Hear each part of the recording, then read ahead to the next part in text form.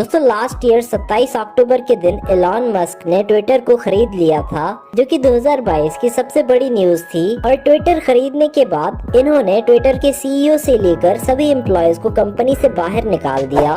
इन्होंने ट्विटर को 44 billion US dollars में खरीदा था। कुछ टाइम पहले एलॉन ने ट्विटर पर एक ट्वीट किया था कि आई लव ट्विटर। तो उसी समय इनके एक फॉलोअर ने कमेंट किया था कि फिर तो आपको ट्विटर खरीद लेना चाहिए।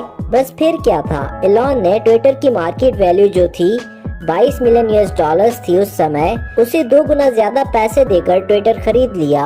इस समय भी एलॉन के पास इतना पैसा है कि वो मुकेश अंबानी के घर एंटीलिया की तरह के हजारों घर बनवा सकते हैं। लेकिन चौंकाने वाली बात तो ये है कि इतना पैसा होने के बावजूद भी इन्होंने आज तक कोई घर नहीं खरीदा। एलॉन मस्क हर 1 मिनट में 3 करोड़ भारतीय रुपए कमाते हैं आज के समय में, और हर घंटे में 180 करोड़ रुपए तक वे कमा लेते हैं। एलॉन मस्क अपनी कमाई के सबसे ज्यादा परसेंटेज अपने बिजनेस में लगा देते हैं। सबसे पहले नजर डालते हैं एलॉन मस्क की कार कलेक्शन पर। इनके पास एक 1920 की फोर्ड मॉडल टी है, जो अपने समय की सबसे शानदार कार मानी जाती थी, और इस कार की इस समय कीमत है 6 करोड़ रुपए। इसके अलावा इनके पास 1966 की जगुआर रोडस्टर ई टाइप कार भी है, जो कि बचपन से ही एलॉन मस्क के सपनों की कार्स में से एक थी, और इसी के चलते एलॉन ने इस कार को अपनी पहली कमाई के जरिए खरीद लिया था। और आज के समय में इस कार की वैल्यू है 8 करोड़ रुपए। इसके अलावा इनकी कार्स में 1976 की लोटस स्प्रिट कार भी शामिल है, जिसको जेम्स बॉन्ड द्वारा the spy who loved me नाम की मूवी में इस्तेमाल किया गया था। इस फिल्म में दिखाया गया कि ये कार एक बटन दबाने से ही तुरंत सबमरीन में ट्रांसफर हो जाती थी। और एलॉन ने अपने बचपन में जब इस कार को पहली बार देखा था तो वो इससे बहुत ही ज्यादा इम्प्रेस हुए थे, और एलॉन ने अपने बचपन में ही ये तय कर लिया था कि एक दिन ये कार वे जरूर खरीदेंगे। और फिर साल 2013 में जब जेम्स बॉन्ड की ये कार नीलाम की गई थी तो एलॉन ने बिना कोई पल गवाए इसको 1 मिलियन यूएस डॉलर्स की भारी रकम देकर खरीद लिया था, जो कि रुपीस के हिसाब से बनते हैं 8 करोड़ 12 लाख रुपए। इसके अलावा एलॉन के कार कलेक्शन में 1978 की BMW 320i, BMW Hammond M5 और 1997 की मैक्लारेन F1 भी शामिल थी। दरअसल एलॉन की मैक्लारेन F1 कार एक खतरनाक एक्सीडेंट में पूरी तरह से बर्बाद हो गई थी, और इन सभी कार्स के साथ ही टेस्ला की रोडस्टर भी एलॉन के इस कलेक्शन का हिस्सा हुआ करती थी। असल में ये इस मॉडल की बनने वाली पहली कार थी, जिसकी कीमत थी 3 करोड़ रुपए। और कुछ साल इस कार को यूज करने के बाद एलॉन ने अपनी कंपनी स्पेस एक्स के एक रॉकेट के थ्रू अपनी इस कार को हमेशा के लिए स्पेस में भेज दिया था। और इसको स्पेस में भेजने के लिए एलॉन ने 70 करोड़ रुपए का खर्चा किया था, क्योंकि वो समय ही ऐसा था, इनके पास पैसा ही इतना था कि इन्हें समझ ही नहीं आता था कि वो अपना पैसा कैसे खर्च करें। खैर ये तो हुई कार्स की बात। अब बात करते हैं इनकी कंपनीज की। Company number 1 Starlink. दोस्तों इस समय एलॉन मस्क अपनी कमाई का एक बहुत बड़ा हिस्सा स्टारलिंक नाम की एक कंपनी में इन्वेस्ट कर रहे हैं। एक ऐसी कंपनी जिसका एक ही टारगेट है, पूरी दुनिया में हर एक जगह इंटरनेट पहुंचा देना।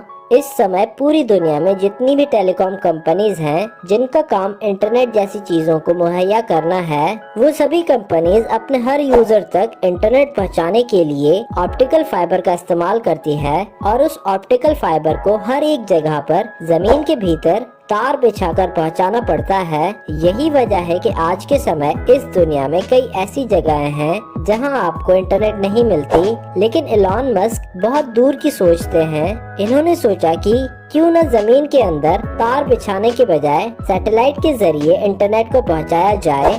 फिर क्या था, एलॉन मस्क ने एक के बाद एक हजारों सैटेलाइट्स को आसमान में भेजना शुरू कर दिया, और अब वो इन सैटेलाइट्स के जरिए दुनिया के हर कोने में, चाहे आप समुद्र के बीचों बीच हो या फिर अमेज़न के जंगलों में, वहाँ पर आपको स्टारलिंक के सैटेलाइट्स के जरिए इंटरनेट पहुंचा दिया जाएगा। उम्मीद है कि आने वाले कुछ सालों में एलॉन मस्क की ये कंपनी लोगों को इंटरनेट मुहैया कराना शुरू कर देगी। एलॉन के इस प्रोजेक्ट को पूरा होने के बाद आप हवाई जहाज में भी अपने स्मार्टफोन पर इजीली नॉर्मल पैकेजेस पर इंटरनेट चला पाएंगे।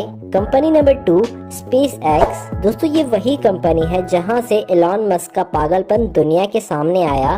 इस कंपनी को शुरू करने से पहले दुनिया भर के लोग यही सोचते थे कि अंतरिक्ष में भेजने वाले जो रॉकेट और अंतरिक्ष यान बनाए जाते हैं उन्हें सिर्फ सरकारी एजेंसी के द्वारा ही बनाया जाता है। उस समय स्टडी के दौरान एलॉन मस्क को ये भी पता चला कि इस समय स्पेस में भेजने के लिए जो रॉकेट बनाया जाता है उसमें हर एक कंपोनेंट को बनाने के पीछे कम से कम 8 बिलियन US डॉलर से भी ज्यादा का खर्चा आता है, जो कि रुपीस के हिसाब से बनते हैं 65,000 करोड़ रुपए। और उससे भी ज्यादा हैरानी की बात तो ये है कि इतना खर्चा करके बनाए गए रॉकेट को सिर्फ एक ही बार यूज किया जाता है, उसके बाद वो किसी काम का नहीं रहता। फिर क्या था, एलॉन मस्क ने जितनी भी दौलत कमाई थी वो सारा का सारा पैसा उसने स्पेस एक्स नाम की एक कंपनी में लगा दिया और अब उसका सिर्फ और सिर्फ यही मकसद था कि कम से कम खर्चे में एक रॉकेट को बनाना और उसे इस तरह से बनाना है कि उसे बार बार इस्तेमाल किया जा सके स्पेस में ले जाने के लिए,